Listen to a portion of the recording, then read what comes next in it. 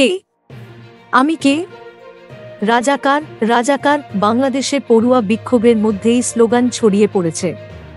কিন্তু বাংলাদেশে যে রাজাকার শব্দটাকে কার্যত ঘৃণার চোখে দেখে থাকেন বেশিরভাগ মানুষ, সেই শব্দটাই কিভাবে বাংলাদেশে পড়ুয়া বিক্ষোভের অন্যতম স্লোগান হয়ে উঠল?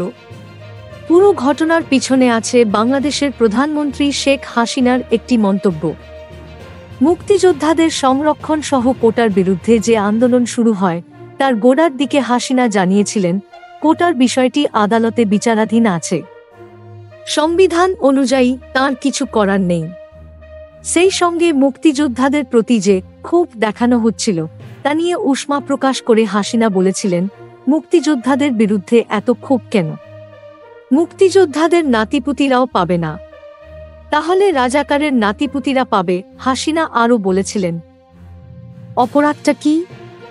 নিজের জীবন বাজি রেখে, নিজের পরিবার সংসার সবকিছু ফেলে দিয়ে যাঁরা মুক্তিযুদ্ধে অংশগ্রহণ করেছিলেন, খেয়ে না খেয়ে, কাদামাটির ভিতরে, রোদ বৃষ্টি সবকিছুর মোকাবিলা করে, যুদ্ধ করে এই দেশের বিজয় এনে দিয়েছিলেন। সেই সঙ্গে তিনি জানিয়েছিলেন যে মুক্তিযোদ্ধারা নিজেদের জীবনের পরোয়া করেননি বলেই আজ গলা বাড়িয়ে কথা বলতে পারছে, নাহলে তো পাকিস্তানিদের বুটের লাথি খেয়ে চলতে হতো। আর হাসিনার সেই মন্তব্যের পরই তুমি কে? আমি কে? রাজাকার, রাজাকার স্লোগান তুলতে থাকেন বাংলাদেশের পড়ুয়াদের একাংশ। বিরোধী দল বিএনপিও সেই স্লোগান তুলতে থাকে। এমনকিও ওই স্লোগান নিয়ে গান তৈরি করে ফেলা হয়। Thank you so much for watching our videos. Please do like, share and subscribe our channel.